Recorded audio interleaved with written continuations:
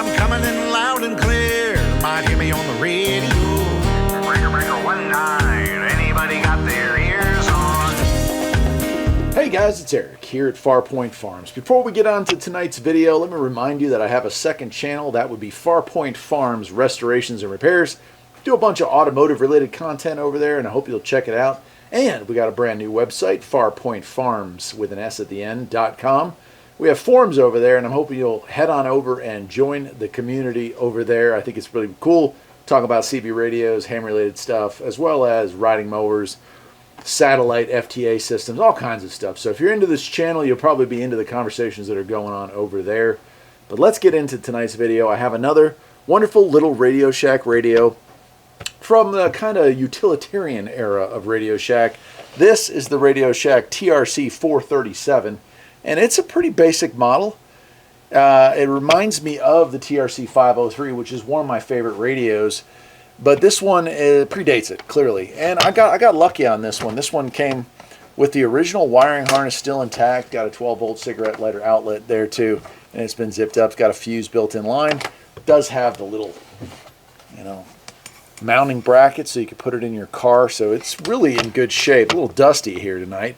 It does have an unusual microphone. There you go. Check out that mic. For a Radio Shack microphone, I don't know that I've ever seen that particular realistic microphone. It says Element Condenser Microphone, MP 1000 ohms, made in Thailand.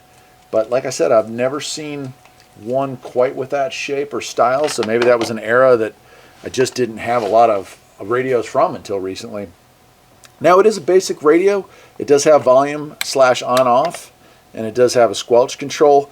This looks like a tuning dial, but it's actually a tuning switch. One click in either direction. So it moves and it comes and goes that way right there, which is, I think, kind of an interesting setup. It's a little different than I'm used to seeing on Radio Shack radios.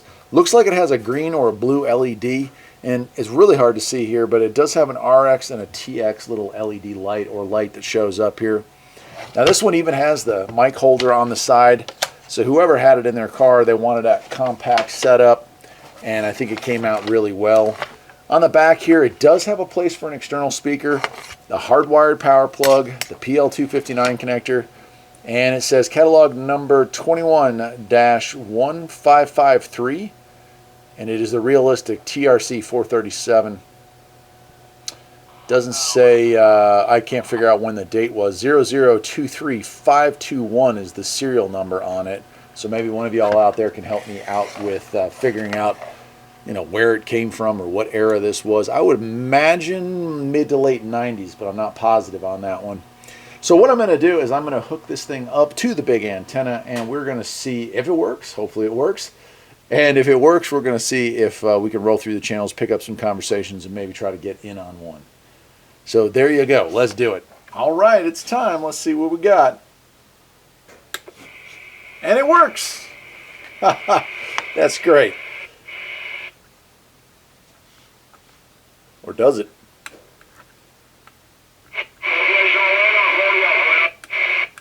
Looks like it's maybe not working in every channel.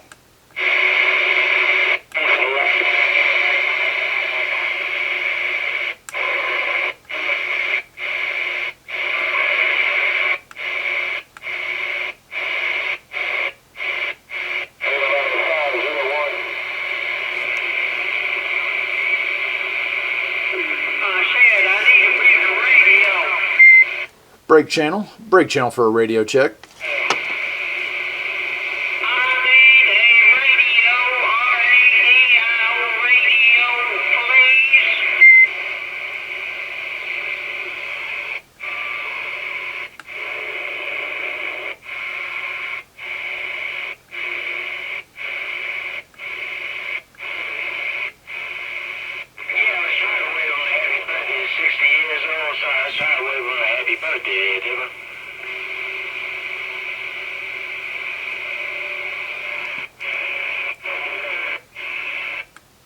Isn't that interesting? So I would have thought something of this era would be computer controlled. I don't know that it would have crystals, but it sure is acting like it has a bad crystal in it.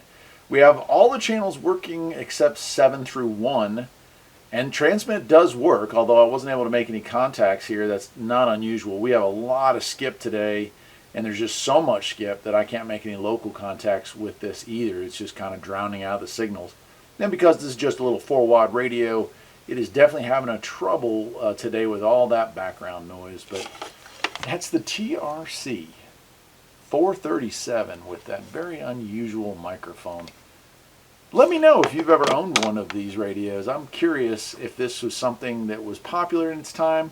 You know, the 503 was very popular when it came out. It was just that compact, perfect fit, you know. And I don't recall ever seeing a TRC 437 before I came across this one at a yard sale. And I'm going to pass this along to well, somebody that's getting started in the hobby. The good news is channels 1 through 7, probably the least likely used channels except for 6, and that's only for the big boys to play. So not really going to be a deal breaker for someone trying to get into the hobby. Most local communication around here is 14, 16, 22 sometimes, and 26. And, you know, this still does all that just fine. So I guess it'll help somebody out anyway. Well, that'll do it for tonight, my friends. Hope you enjoyed this little quick walk down memory lane. Skip is rolling. I figured it was a good time to make a video or two, test out the audio on some of these old radios I've been hanging on to. But, you know, Radio Shack, they've been going a while now. And, man, anytime I can come across a Radio Shack radio, I always try to pick it up. Realistic being in the top 3 of all-time CB radio manufacturers. Well, I wouldn't say manufacturers, sellers. Usually their radios are rebranded Unitons or Midlands or whoever else. But their products were always unique and always awesome. Take care.